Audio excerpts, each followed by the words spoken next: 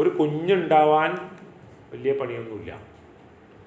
പക്ഷെ ഒരു കുഞ്ഞൊരു സൃഷ്ടിയാണ്. നമ്മളൊരു സൃഷ്ടിക്ക് രൂപം കൊടുക്കുക, ഒരു ശില്പമാണ്. പലപ്പോഴും സംഭവിക്കുന്നൊരു പ്രശ്നമാണ്. ഇതൊരു കാരണം കിട്ടിയപ്പോൾ അത് പറയാൻ എനിക്ക് എന്താ പറയേണ്ടതെന്ന് അറിയാതെ ഇരിക്കരുത്. ഇല്ല സൂര്യ, നമ്മൾ ആലോചിച്ച് നോക്ക്. നമ്മുടെയൊക്കെ പാരൻസ് നമ്മളൊരു കുഞ്ഞുണ്ടാവുന്നു. ആ കുഞ്ഞുണ്ടായ ചെറുപ്പത്തിൽ ഇങ്ങനെ താലോലിച്ച് നമ്മളെ കൊണ്ടു നടക്കുന്നു, നമുക്ക് വേണ്ടതൊക്കെ ചെയ്തു തരുന്നു. ഏറ്റവും പവിത്രമായ ഒരവസ്ഥയിലാണ് എന്തുണ്ടാവുന്നത്? ഒരു കുഞ്ഞ് ഉണ്ടാവുന്നത്. കുഞ്ഞ് ഏറ്റവും ശുദ്ധിയോട് കൂടിയിട്ടാണ് ഒരു കുഞ്ഞുണ്ടാവുന്നത്.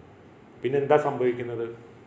നമ്മളിങ്ങനെ കാണാൻ തുടങ്ങി, ചിന്തിക്കാൻ തുടങ്ങി, കേൾക്കാൻ തുടങ്ങി, പറയാൻ തുടങ്ങി, പതുക്കെ പിച്ച വെക്കാൻ തുടങ്ങി, മുട്ടുകുത്തി വീഴുന്നൊരവസ്ഥ ഉണ്ടായിട്ടുണ്ട്, കമിഴ്ന്ന് കിടക്കുന്ന അവസ്ഥ ഉണ്ടായിട്ടുണ്ട്, മലർന്ന് കിടക്കുന്ന അവസ്ഥ ഉണ്ടായിട്ടുണ്ട്. നമ്മൾ കരയാൻ തുടങ്ങി, ചിരിക്കാൻ തുടങ്ങി. പക്ഷെ നമ്മളിങ്ങനെ പോകുമ്പോൾ നമ്മളിങ്ങനെ കാണുകയാണ്, പലതും കണ്ടുകൊണ്ടിരിക്കുകയാണ്, പലതും കേട്ടുകൊണ്ടിരിക്കുകയാണ്.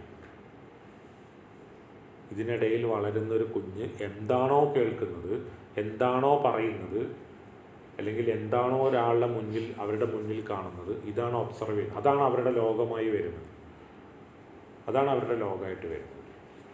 നമ്മളുടെയൊക്കെ പല കുട്ടികളുടെയും യഥാർത്ഥ പ്രശ്നം എന്താണെന്ന് ചോദിച്ചാൽ ചൈൽഡ്ഹുഡ്, കുട്ടിക്കാലം ഏറ്റവും മനോഹരമല്ലാത്ത പല കുട്ടികളുമാണ് പല പ്രതിസന്ധികളിലേക്കും പോകുന്നത്. ഇപ്പോൾ ഒരു കുഞ്ഞ് ഉണ്ടാവുക എന്നുള്ളത് ഞാൻ ഇപ്പോൾ ഏറ്റവും കൂടുതൽ ശ്രമിച്ചുകൊണ്ടിരിക്കുന്ന ഒരു സംഗതിയാണ്. ഒരു കുഞ്ഞുണ്ടാവുക എന്നുള്ളത് എളുപ്പമുള്ള പണിയാണ്. പക്ഷേ ആ കുഞ്ഞ് ആ കുഞ്ഞിനെ രൂപപ്പെടുത്തുന്നത് സമൂഹമാണ്, വീടാണ്, അമ്മയാണ്, അച്ഛനാണ്, കൂടെ ഉള്ളവരാണ്.